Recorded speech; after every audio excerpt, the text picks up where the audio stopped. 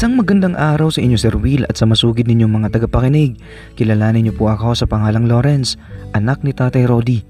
Si Tatay Rody po ay isang sundalo na pinagpala. Pero hindi ko po akalain na pati yung kumpare niya na sundalo ay pinagpala rin po sa lahat. Nalaman ko yun nung nasa may ilog ako, naliligo ako. At yung kumpare na yon ni Tatay na sundalo ay pumunta sa may puno. Akala ko kung anong gagawin niya doon sa may puno. Akala ko pipitas siya ng mangga ni Aling Lagring. Yun pala, magji-jingle bells lang naman pala siya doon. Doon ko na po nalaman na si Tatay at ang kumpare niya, pareho po pala sila. Di lumangoy ako ng lumangoy patungo sa pinakamalalim na parte ng ilog. Pero patungo po iyon sa may lilim ng mangga kung saan nandoon ang kumpare ni Tatay Rody na kinukwento ko po kanina. Yung nagji-jingle bells po doon. Sabi ko, ba't ang tagal niya? Matagal ba siyang nagpigil kaya ang tagal niya rin doon? Yun pala, tama talaga ako, Sir Will. Ang tagal niya doon. Di tinagalan ko rin sa paglangoy-langoy sa ilog na yon, sa ilalim ng lilim ng mangga. Kasi yung mangga na yon ay nandoon talaga sa tabi ng ilog. Nakalilim siya sa may ilog na malalim. Sa loob-loob ko, grabe naman itong kumpare ni Tatay na sundalo. Talagang ang swerte naman ito. Sana ako din. Kaso malabo talaga mangyari. Hindi ko naman namana kay Tatay ang kung anong meron si Tatay ko ngayon, na talagang matindi. Kaya ang ginawa ko, tinawag ko yung kumpare ni Tatay na nandoon sa may puno ng mangga. Nakatalikod siya nito, Sir Will, sa akin noon. At nung tapos na siya doon sa may mangga, tinawag ko siya ng malakas. Sabi ko, "Ya, kuya." At doon po nagulat siya, Sir Will. Sa gulat niya, bigla siyang humarap sa akin. "Sir Will, wala na." Doon ko na po talaga nalaman ang lahat. Matindi pala talaga ang kapangyarihan ng kumpare ni Tatay na ito na sundalo. Subalit bigla itong tumalikod. Siguro nabigla talaga siya at hindi man lang niya nailigpit o naitago ang dapat na itago ng mga oras na yon. Sir Will, saksi ang dalawang mata ko po. Sabi ko, "Ya, sir, ako po si Rico. Nagulat po ba kayo?" "Anong nagulat? Ako magugulat sa'yo?" Kasi sir, pasensya na po ha. Hindi man lang ako nagtago nung tumating kayo dito. Pasensya na kayo ha, kanina pa ako nandito eh. Hindi nyo lang ako napapansin. Kaya ha, bakit ba nandito ka ha? Bigla-bigla ka na lang lumilitaw. Alam mo nang may tao ditong nagbabawas ng tubig sa katawan. Bigla ka na lang nandyan. Sir, sorry po. Sorry po ya. Sabi kasi ni Papa na kumpare nyo, maligo na raw ako dito kasi ang panis-panis ko na eh. Dito ko po napili magbabad sa ilog kasi ang daming sundalo dyan sa may bahay namin. Ang dami ninyo. Oo, madami talaga kami. Kasi sinadya namin mga sundalo na dumaan sa bahay ninyo para makita man lang namin ang kalagayan ng mama ninyo na may sakit. Opo sir, may sakit po talaga si mama. Pero sir, grabe po pala kayo. Gifted po pala kayo. Isa kayong pinagpala na tao, sir. Congrats sir sa mapapangasawa ninyo. Panigurado, hindi kayo iiwan ng babae na mapapangasawa ninyo. Sir Will, natulala ang sundalo na kausap ko noon. Naan doon sa may puno ng mangga.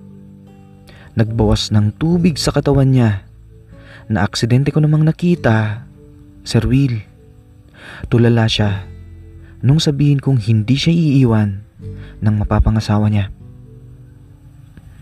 Sa loob-loob ko, bakit natulala si Sir? May mali ba akong nasabi? Sir Will, yun lang naman po ang nasabi ko. Pero yun pala, ni minsan hindi pa pala siya nagkaroon ng girlfriend. Kaya bigla siyang nalungkot at natulala sa akin tungkol doon sa nabanggit ko. Eh di nagpatuloy ako sa pagtatanong kasi natulala siya eh. Lalo akong naging interesado sa buhay niya, Sir Will. Sabi ko, Sir, natulala po kayo. Sorry sir ah, masyado po ata akong nanghimasok sa buhay ninyo. Ngunit biglang ngumiti ng bahagya si Sir na sundalo at nagsabing, hindi, okay lang. Wala ka nasabing masama. Eh sir, kung wala po, bakit nalungkot po kayo bigla kanina? Alam mo iyo, ano ang pangalan mo? Rico sir, ako po si Rico. Alam mo Rico, sa buong buhay ko ikaw pala ang nakakita ng iniingatan ko na sekreto ko na taglay ko. Alam mo ba? Anong sekreto sir? Hindi ko alam ang sinasabi niyo. Hindi mo alam? Yung sekreto ko, yung taglay kong katangian na kayang magpaiyak sa isang babae na nalaman mo kanina. Ha? Alam mo na? Sir Will, dito na po ako medyo kinabahan dahil alam ko kung anong sekreto ang sinasabi niya. Nagets ko na. Ito yung kanina na hindi niya agad naitago dahil o nailigpit. Hindi niya nailigpit dahil sa matinding pagkagulat niya sa akin. Pero opo, tama siya. Masasabi ko na matindi talaga itong ano ni Sir na sundalo. Kaso napaisip ako ng mga oras na yon. Eh ano naman kung alam ko na? Pareho naman kami lalaki. Wala naman masama kung alam ko na. Ako nga dapat ang mahiya Sir Will kasi pareho namin ipapakita sa isa't isa ang aming mga iniingatan na taglay na katangian. Automatic magtatago sa akin. Opo, kung kaming dalawa ipapakita namin sa isa't isa ang aming taglay na katangian, automatic magtatago ang sa akin dahil matindi talaga itong kay kuya na si Sir na sundalo. Ano naman laban ko sa kanya? Isa lang po akong payat at maliit na tao na binata, kaya siguro hindi ako pinagpala. Kaso itong si Sir, bakit niya nasabi na dahil daw alam ko na yung sa kanya, ano na? Dahil daw alam ko na, sabi niya noon Sir Will, makikitulog daw siya sa kwarto ko mamayang gabi dahil bukas raw, maaga silang aalis nila papa, tutungo sila sa bundok. Sabi ko naman, hindi ka pwede sir sa kwarto ko sir. Hindi po kayo pwedeng matulog sa kwarto ko sir dahil isa lang po ang unan ko doon at kumot ko doon. Tsaka malamok po doon eh. Medyo malapit po kasi yun sa may piggery. Siguro po doon ka na lang matulog katabi nila papa at ng iba pang mga sundalo. Subalit ganito ang sagot niya Sir Will. Alam mo iho, hindi pwedeng wala lang ang nangyari ngayon. Nalaman mong sekreto ko. Matagal-tagal na rin akong hindi nakakapag-ano sa sarili ko. Tulungan mo ako mamayang gabi. Ha? Tutulungan ko kayo sir? Ano naman po ang may tutulong ko sa inyo? Wala naman ipinapagawa si Papa sa akin na proyekto. Bakit ko kayo tutulungan? Wala nga rin akong assignment sa school. Subalit Sir Will, seryoso lang si Sir na nakatingin sa akin na akala niya hindi ko po alam ang ibig niyang sabihin. Nagkukunwari lang po ako na hindi ko alam ang ibig niyang sabihin dahil natatakot po ako sa kanya eh. Unang beses ko siyang makita noon. Pero alam ko po ang ibig sabihin niyang tulungan ko raw siya kasi matagal na siyang hindi nakakapag-ano. Konektado yun sa pakikitulog niya sa kwarto ko na nais niyang gawin noong nais niyang ipagpaalam sa akin. Pero hindi ako pumayag na matulog siya sa kwarto ko nung nandoon kami sa ilog. Kung tutulungan ko siya lalong mahihiya ako dahil kapag nagkatabi kaming dalawa at makita man namin ang bawat isa, matindi ang imagination ko nito. Paniguradong walang sinabi Sir Will ang aking taglay na kayamanan. Juts po kasi ako Sir Will. Kasi ang taglay ni Sir na yon na sundalo na kayamanan ay katulad ng isang braso. Opo, estimate ko parang isang braso ng isang tao. Nakagaya talaga nun kung sakaling magalit yun sa akin. Estimate ko lang po Sir Will, parang braso talaga. Ewan Sir Will, napapaisip talaga ako ng malalim. Yan pala si Sir na sundalo ay pilyo na tao. Makikitulog sa kwarto ko at papatulong pa sa akin. Ano ako matulungin? Kung magre-relax siya, hindi ko siya tutulungan. Makitulog na lang siya sa kwarto ko. Wala akong pakialam. Pero ang alam ko talaga ang ibig niyang sabihin ng mga oras na yun eh. Kinakabahan ako noon. Alam na alam ko po talaga, Sir Will. Sir, uuwi na ako. Babad na ako dito sa ilog. Uuwi na ako, sir. Ang gwapo mo, sir. Tapos pinagpala ka pa. The best ka, sir. Wika ko noon. Sabay ahon na po ako nito sa ilog at dumaan ako sa harapan ni sir na sundalo. Sumusunod naman ang mga mata niya na nakatingin sa akin habang papalayo ako doon sa kanya. Subalit noong pagdaan ko sa kanya sa harapan niya, biglang inabot ang kamay ko at nilagyan niya ng 200. Sabi ko, "Ha? Pera? Sir, para saan tong 200 po?" Subalit kumindat ang mata niya. Alam na. Yung tinutukoy niya na tulungan ko siya, may bayad pala yun, Sir Will. Alam niyo mga tagapakinig ni Sir Will, hindi kayo maniniwala sa kwento na ito pero totoo po itong nangyari. Binayaran po ako ng sundalo. Ano akala niya sa akin, bayaran? Sabay ngiti siya at nagsabi na siya ng mabilis na ganito. "Para sa'yo yan, na 200. Baon mo yan. Basta mamaya, payagan mo akong makitulog sa kwarto mo ha. Ano?" Dito naman ako napangiti kasi 200 yun, Sir Will eh. Tinanggap ko yun. Si Papa nga 50 lang binibigay sa akin na baon lagi araw-araw. At sabi ko kay Sir, "Opo, Sir. Doon na kayo matulog sa kwarto ko. Mamaya. Pero hindi ko ata kayo matutulungan eh. Sa sinasabi ninyo eh." Ngunit ganito ang sagot niya, Sir Will. "Okay lang. Kahit hindi mo na ako tulungan. Makatulog lang ako ng mahimbing, sapat na sa akin. Sige na, iwan mo na ako dito. Tatambay lang ako dito saglit." Sir Will, mahilig palang mapag-isa ang sundalo na yon. Alam na alam ko yan kasi yung mga tropa ni Papa na sundalo na yan, minsan may isa talaga dyan na tumatambay sa may malapit sa ilog sa may puno ng mangga.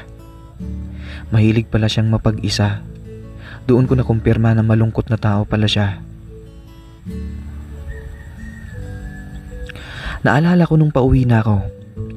Noong tapos na akong maligo sa ilog. May kubo sa may niyugan malapit sa aming bahay na tinitirahan, Sir Will, at doon sa kubo na yon, tuwing tatambay kami doon ng mga tropa ko, may dala kaming cellphone. Nanonood po kami.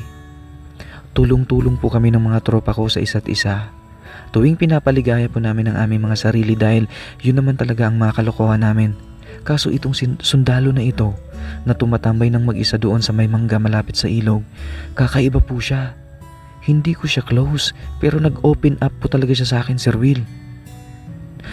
Pag di ko close, di ko masyadong kilala, hindi ko kayang tulungan kasi sa tropa ko lang ako tumutulong eh. Lalo na si Junior, yung isang tropa ko, tinutulungan ko yon. Pag nandoon kami sa may kubo, tinutulungan niya rin ako tuwing nanonood kami sa cellphone namin. Matindi kasi talaga yung taglay niyang kayamanan, si Junior, Sir Will. Kayamanan sa buhay niya. Siya lang mayroon nun. Kung maikukumpara parang ano, lata ng sardinas, yung si Junior. At sa pagsapit ng gabi, iba na ang naging kaganapan, Sir Will. Nagiinuman na noon sila Papa at yung kumpare niya na sundalo na pinagpala. Pagdala ko ng pulutan sa kanila, ang sama makatingin ng isa, yung sundalong na-meet ko dun sa may ilog. Yung mga tingin ng mata niya, parang ang tingin niya sa akin ay bakla ako. Hindi naman ako itsurang binabae. Naisip ko nun, mukha ba akong bakla? Ang sama naman ang tingin niya sa akin. Ano to? Mukha ba akong babae sa paningin niya? Bakit kanina pa siya sunod ng sunod ang tingin niya sa akin? Siguro kaya niya ako kinausap sa maiilog ng ganun, kasi ang tingin niya sa akin binabae. Porket binabae, magpapatulong siya kapag magre-relax siya. Makitulog na lang siya, huwag na siyang mag-relax. Mabuti na lang at mabilis rin ako mag-isip noon, dahil kung hindi, alam na. Masama na talaga ang kahihinat na noon. ng mga tingin niya, Sir Will. Ang naisip ko noon na gawin, ang mabilis kong naisip, tinignan ko siya ng diretso sa mata niya. Tinginan kaming dalawa. Natulala siya sa akin, Sir Will, habang umiinom siya at kumakain siya ng pulutan. Kasi kanina pa sunod ng sunod ang tingin ng mata niya sa akin. Tinignan ko rin siya ng seryoso. Nagkatitigan kami. Umalis ako. Hindi ko kinaya ang mga tingin niya. Killer eye pala ang mata niya, Sir Will. In fairness, gwapo pala siya. Swerte ng babaeng mapapangasawa niya. Ang gwapo nitong sundalo na kumpare ni Papa. Kung gusto niyang tulungan ko siya, walang problema yun kapag nakitulog siya sa kwarto ko mamaya. Kaso matanda na siya eh. Ang edad niya, Sir Will, mga edad 40-40 na ata siya eh. Kami ng mga tropa ko 18 pa lang kami. At hindi kami mga bakla. Nagtutulungan lang kami kapag pinapaligaya namin ang aming mga sarili. Pero itong 40 anyos na sundalo na kumpare ni Papa, ewan, parang nadidiri ako. Trip lang talaga namin ng mga tropa ko. Kaya itong sundalo na ito na 40 anyos, hindi ito trip, bad trip. Hindi kayo maniniwala sa akin, Sir Will, pero sa tingin ko, medyo kagaya rin siya ni Papa noon. Yung mga kinuwento sa akin ni Papa nung binata pa raw siya. Pero si Papa ang pinagkaiba, nakapag-asawa. Pero itong 40 anyos sa sundalo na magpapatulong sa akin kapag makitulog sa kwarto ko, siguro kaya hindi ito nakakapag-asawa dahil confused ito sa sarili nito. Hindi niya alam kung ano ba talaga ang gusto niya, babae o binabae. Tapos akala niya sa akin binabae. Hindi ako binabae, Sir Will. Itong kumpare ni Papa na sundalo, abay kailangan na talaga ng tulong ng ibang tao. At ako ang napili niyang tumulong sa kanya. Kung kailan siya tumanda, kung kailan 40 na siya, saka pa siya magkakagusto sa isang binata na sa tingin niya binabae, na kagaya ko. Mag-asawa na lang siya. Ngunit bigla siyang umalis doon sa inuman nila Sir Will nila Papa. At nakita ko na lang siya bigla na nasa kusina na namin. Naghuhugas ako noon ng plato at nasa likod ko na siya. Nagulat ako kasi naghuhugas ako ng mga plato, bigla na lamang akong nakaramdam na may tao sa likod ko. Yun pala siya na. Pagtingala ko, abay, ang kumpare ni Papa nandito na. Sabi ko, Sir, kailangan niyo po ba ng kutsara? Naghuhugas pa ako eh. Wala pang available na kutsara at tinidor. Pasensya na. Ngunit bigla niyang inabot yung kutsara na nakasabit doon sa may dingding na kawayan. Bigla siyang napunta sa may likod ko na parang nayayakap niya na ako. At aksidente noon, umakbay siya sa akin at niyakap niya nga ako. Doon ko na po naramdaman, Sir Will. Naramdaman ko yung nakita ko doon sa may ilog nung naliligo ako, noong nandoon siya. Noong nagbabawa siya ng tubig sa katawan niya, naramdaman ko po talaga yun, Sir Will. At nanulak pa nga yun. Ewan ko ba, Sir Will, kinikilabutan ako ng mga oras na yun. Kasi yung nakita ko sa ilog, naramdaman ko talaga. Tapos niyakap niya ako ng mahigpit. Sabi ko, ala, ba't niya ako niyakap? Nababakla ba siya? O tingin niya sa akin, bakla ako? Pero binaliwala ko ang yakap niya, Sir Will. Pinabayaan ko na lang siya kasi naaawa ko sa kanya eh. Ewan ko ba dito sa kumpare ni Papa? Hirap naman niyang husgahan. Ayaw ko naman maging mapanghusga. Baka naglalambing lang siya. O baka trip niya talaga ang mga binabae na akala niya ay ako. Iiba nang nararamdaman ko noon. Naiilang na ako sa kanya. Nagsalita ako. Sabi ko, Sir, wag mo ko yakapin. Kung hindi mo na kaya nararamdaman mo, antayin niyo ako doon sa kwarto ko. Mauna na kayo doon. Sige na po. Subalit ang sagot niya sa lasing na pananalita ay ganito. Alam mo, Rio, parang ang gaan ang loob ko sa'yo. Bakla ka ba? Parang gusto kita eh. Alam mo ba na mahilig ako sa mga bakla? Crush mo din ba ako? Alam mo, di ka magsisisi sa akin. Sir Will, yan po ang ibinulong niya habang naghuhugas ako ng plato at yakap niya ako. At may sinabi pa siya, alam mo Rico, hahanap-hanapin mo ako kapag napunta ako sa'yo. Sinasabi ko sa'yo, yung nakita mo sa may ilog nung nandun tayo, hindi pa yun. Hindi pa talaga yun. Mas matindi pa to doon. Pag nalaman mo mamaya. Sir Will, ito na po ang pinaka nakakagulat. Isang sundalo pala, Sir Will, na mahilig sa binabae. Kaso hindi ako binabae. Alam ko na hindi ako bakla. Eh di sumagot ako, Sir, hindi po ako bakla. Bakit ako? Huwag niyo na kayakapin. Bakit napagkamalan niyo po ako na bading, Sir? Subalit piloso po pala, Sir Will, itong sundalo na ito. Anong hindi ka bakla? Kitang-kita naman sa reaksyon mo doon sa ilong kanina. Di ba? Tulala ka nga sa akin eh. Akala mo hindi ako sa'yo nakatingin, nakataligod ako. Pero nakikita kita kahit nakataligod ako. At ngayon, parang kinakabahan ka nga, nayakap-yakap kita eh. Parang gustong-gusto mo nayakap kita. Hindi ka pa mabakla? Sa lagay mo na yan. Alam ko na binabae ka. Binabae ka. Kaya huwag ka na magkunwari sa akin. Alam ko na crush mo ako. Kaya ano pa, yakapin mo na ako ngayon. Di ba yun naman ang gusto mo? Ang mayakap ako? Sir Will, walang hiya. Andoon pa naman si Mama sa may kabilang kwarto, katabi ng kusina. May sakit yun at natutulog. Lakas ng tama ni Sir na sundalo. Bakla raw talaga ako. Porkit siya'y pinagpala, lakas ng kumpiyansya na sa sarili niya. Akala niya lahat ay nababakla sa kanya. Subalit sa mabilis na mga sandali, biglang lumapit sa akin si Sir. Pumunta sa may harapan ko. Bigla niya akong tinignan sa may mata ko, mata sa mata. Tinignan ko rin siya ng mata sa mata. Hindi ako nagpatalo sa kanya, Sir Will. Naramdaman ko na naman, niyakap niya ako. Yung nakita ko sa may ilog, Sir Will, wala na. Nagbanggaan na. Yung nakita ko sa may puno, doon sa may ilog, nabangga na nito yung sa akin. At lalo pa niya akong niyakap, Sir Will. Sabi ko, Sir, sandali. Bakit niyo ako niyakap, Sir? Umalis na kayo dito, Sir. Matulog na kayo sa kwarto ko kung talagang inaantok na kayo. Huwag niyo na po akong yakapin. Dahil may nagalit na talaga noon, Sir Will, kaya pinapaalis ko na siya. Yung nakita ko sa may ilog. Talagang matindi na ang galit, Sir Will, noon sa akin, Sir Will. Tama talaga si Sir. Nasundalo na ito. Hindi pa talaga yung nakita ko sa ilog yon.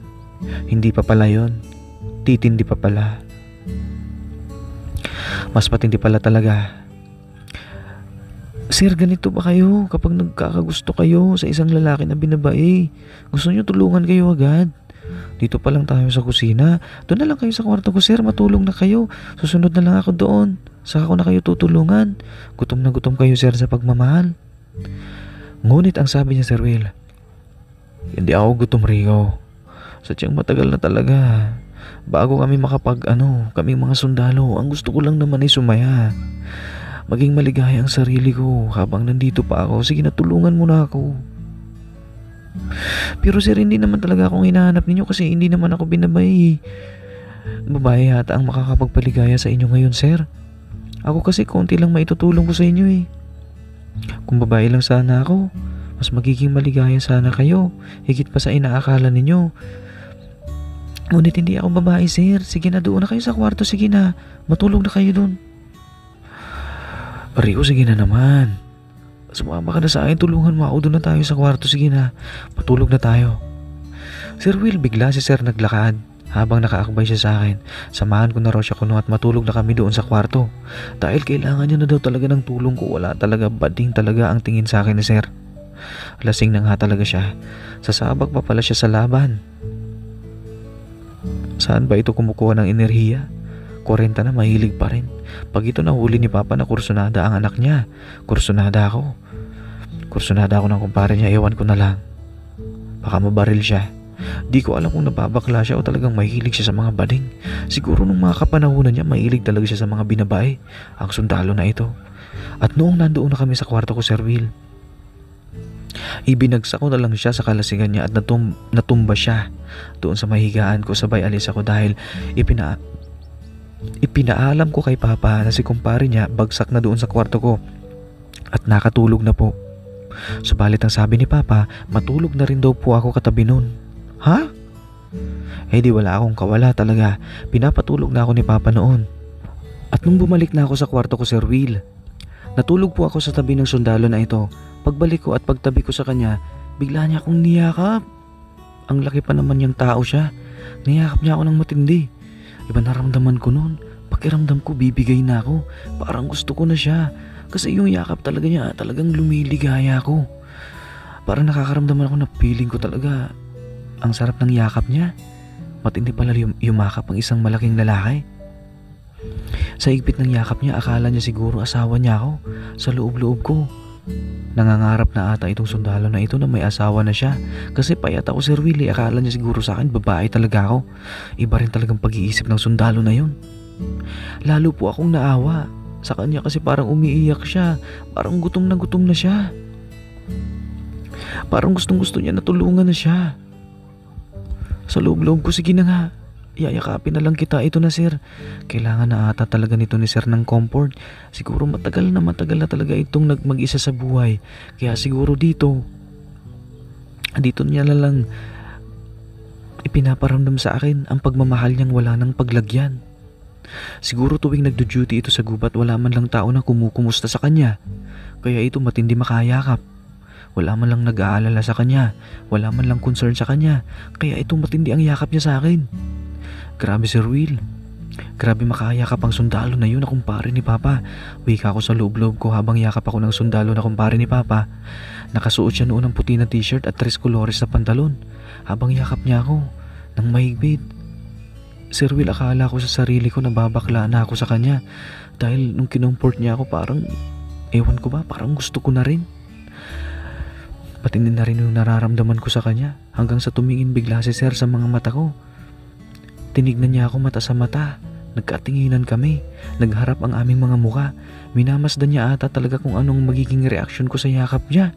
Ano ako, asawa mo? Sir Will, gwapo naman pala talaga itong sundalo na kumpare ni Papa. Tinitignan niya ako ng mabuti. Ang mukha ko at ang mga mata ko. Sabi ko sa loob-loob ko noon, napapaisip ako. Seryoso? Seryoso ka ba, sir? Ako na talaga? Hindi ako binabae, ha?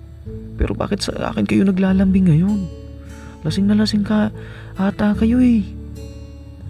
Sir Will, sa mabilis na sandali, hindi na ako nakapagsalita. Bigla niya po akong ni lips to lips at naghalikan na nga kami bigla.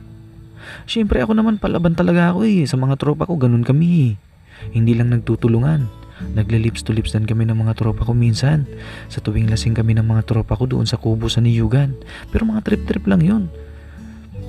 Kaya normal na lang sa akin na ikis ako. Pero itong sundalo na nag-kiss sa akin at nakipag-lips to lips, wala na. Pinagbigyan ko na talaga siya, Sir Will. Tig-lips to lips ko na rin siya. At doon na nga nabuhay at nagwala ang hayop na nakita ko sa ilog nung nakita ko siya doon na siya lang ang mayroon. Hindi talaga maiiwasan na magwala yung hayop na yun sa ilog na nakita ko noon, Sir Will. Ikaw ba naman pagbigyan ka ng isang binata na payat na medyo cute naman na kagaya ko? Pinagbigyan ko siya ng isang napakatamis na halik. Matinding eksplorasyon ito noong gabi na yun, Sir Will. Palaban talaga ako noon sa sundalo na ito na kumpare ni Papa. Loko-loko naman talaga ako. Nagkataon pa na naghahanap rin talaga ako noon eh. Kaso 40 na siya, Sir Will, pero bahala na. Kahit hindi ko maatim, pagbibigyan ko na siya. At wala na. Nagsalita si Sir, sabi ni Sir, dakipin ko na raw yung hayop na nakita ko sa ilog nung kanina. Noong nandoon kami sa ilog, dakpin ko na raw yung hayop na yun at itali ko raw yung hayop sa kamay ko dahil matindira na talaga magwala. At kapag nahuli ko na, ipasyal ko na raw po sa may kagubatan. Sir Will, hinanap ko talaga yung hayop na yun na nakita ko sa may ilog at dinakip ko yun at nadakip po ng kamay ko. Hindi kayo maniniwala, Sir Will, yung hayop na yun. Yung hayop na yun na nadakip ko na nakita ko sa ilog kasing laki po ng braso. Grabe pala yung hayop na yun, Sir Will. Parang braso ng kamay, ewan ko ba. Nahiya na lang ako bigla. Sabi ko, uwi na ako, Sir. Ikaw na lang mag-isa mo. Pero hindi. Masasabi ko rin, Sir Will, ha. Wala na eh. Nandun na. Ipagpatuloy ko na lang yung pagpasyal sa hayop sa kagubatan. Ngunit biglang yumakap sa akin si Sir at sabi niya, huwag daw ako masyadong mabilis magpasyal ng hayop. Mabagal lang daw dapat ang pamamasyal ko sa hayop sa gubat dahil baka raw mahilo at mahimatay at sumuka bigla. Eh di sinunod ko siya. Siguro matagal na panahon na talaga kasi sabi niya dapat wag daw mabilis. Siguro kung mabilis, ewan ko ba sa kanya. Ipapasyal lang naman sa gubat yung hayop. Ayaw niyang mabilis. Gusto niya mabagal. Anong klaseng hayop ba yun? Sasabog bigla. Kapag ipinasyal lang mabilis sa kagubatan, masusuka agad. Siguro yun talaga, Sir Will, kapag matagal na. Matagal na. Sir Will, ipinasyal ko na po ang hayop na nahuli ko noong gabi na yon. Namasyal kami sa gubat ng kaligayahan. Sa gubat ng kaligayahan na parang braso talaga ang hayop na yon. Nagtiyaga ako na ipasyal sa gubat at pakainin siya ng mga damo. Madamo pala talaga, Sir Will. Mga sundalo talaga, madamo. At ayun, nakatingala na siya sa may bubong at hindi mawari ang mukha niya dahil masayang masaya raw siya na nakikita niya na ipinapasyal yung hayop na yon sa kagubatan. Masayang masaya daw siya kaya natulala na lamang si Sir sa may bubong. Ang hayop na nakita ko na nasa ilog noon, Sir Will, wala na po akong masabi. Ito na pala ang sinasabi niya na ito na. Matindi talaga pala, Sir Will.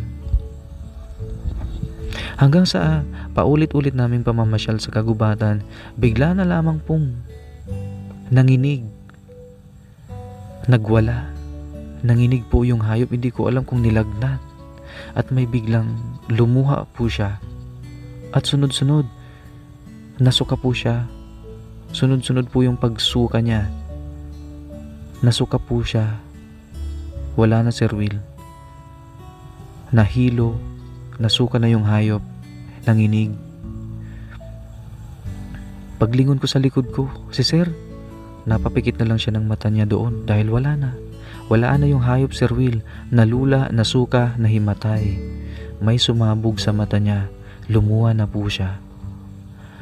At yung hayop naman nakasama ko sa pamamasyal, yung hayop na yon, pagkadami-dami ng isinuka, Sir Will. Hilong-hilo ito. Lasing din ata. At yung hayop na yun na malabraso, sa tagal nitong hindi nakakapamasyal sa gubat, halos bumaha na doon sa naisuka niya na makakapal talaga, Sir Will. Sagu-sagu na ang isinuka niya sa pagkahilo niya sa gubat, Sir Will. Nahilo ang hayop kakapasyal namin sa gubat, wala na. Nakita ko na lang po si Sir na sundalo na kumpare ni Papa na nakangiti na sa akin. Sabi ko, Sir, malasago-sago na pala ang sinuka ng hayop na yon na nahuli ko sa gubat. Matagal na panahon na talaga, no? Na hindi na ipapasyal yun, no? At ang sagot ni Sir Will, oo raw. Matagal na panahon na raw talaga na wala man lang sa kanyan tumutulong at hindi man lang siya nakakapag-ano. Napansin ko bigla, Sir Will, na yung hayop na yun ay biglang nahimatay at lumiit na po ito, Sir Will. Sabi naman ni Sir, ganun daw talaga pag mahina na. Kailangan na raw nitong magpahinga at parang magtatago na. Eh Sir, mga ilang linggo na po. At ang sagot ni Sir, 2 linggo na raw kuno siya, Sir Will. Isang napakatamis na ngiti ang ipinakita ni Sir sa akin dahil ang 2 linggo na pinigil niya. Sa wakas, natulungan ko siya. Nakuha niya ang gusto niya, Sir Will. Niyakap ako ni Sir at natulog na lang po siya doon. Natulog na rin po ako sa tabi niya at tulala po ako sa bubong. Sa loob-loob ko, wala na. Palagi na lang akong tumutulong. Pero kakaiba tong tinulungan ko ngayon, 40 anyos. At kinaumagaan noon, Sir Will, nakita ko na lamang si Sir na sundalo na papaalis na kasama ni Papa. Bagong ligo siya at suot ang uniform niya na sundalo. Nakangiti siya sa akin at naglalakad na siya papalayo sa bahay kubo namin. Nandoon lang ako sa may bintana, tulala sa kanya. Nakangiti naman siya sa akin. Sabi niya babalik raw siya. Salamat daw at tinulungan ko siya nung gabi na yon. Parang braso talaga, Sir Will, yung hayop na yon na nahuli ko nung gabi na yon. Grabe. Dito na po nagtatapos ang sulat ko sa inyo, Sir Will. Sir Will, itong sundalo po na ito, bumalik po ito sa bahay. At naulit po yung mga pangyayari nung gabi na yon. Ipinasyal ko ulit yung hayop na nahuli ko na nakita ko noon sa may ilog. Ipinasyal ko po ito sa gubat ulit nung bumalik siya. At ganun pa rin po. 3 linggo po pala siyang nagtiis nung nasa kagubatan siya. At nung pagbalik niya, doon na naman. Grabe na naman, Sir Will. Yakap-yakap niya ako noon. At grabe, paalam na po, Sir Will. Bitin naman tong kwento mo. Sir, Rico, hindi mo tinapos. Pasensya na sa mga mahal kong tagapakinig. Ano ba tong sulat ni Sir Rico hindi tapos?